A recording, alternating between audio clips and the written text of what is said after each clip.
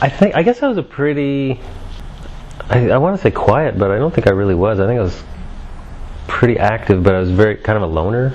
I was always off on my own. I don't know if that was out of choice, or we lived out in the country, out in the woods, and I had older siblings and nobody really my own age to play with, so I would just wander off into the woods and kind of get lost and get down on the ground and look at like moss and imagine little forests in the moss and things like that.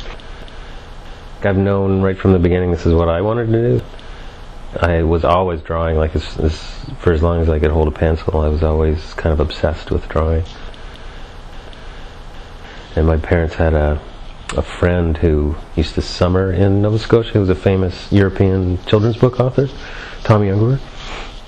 So getting to meet him at a very young age kind of planted that seed that, oh yeah, you can actually draw for a living. That can be your career. So that helped me quite a bit. I left high school to enter the workforce. I went straight into drawing comics.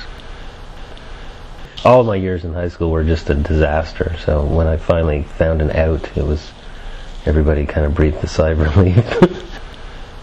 Yeah, I mean, it's different facets of my creative mind, but I kind of feel like I need a lot of contrast, so I've got all these different things happening, but they're all sort of, like, they're all necessary to make me feel really satisfied. Like, I like to do a bit of comics, some drumming, some painting. I like to try to get animated projects going.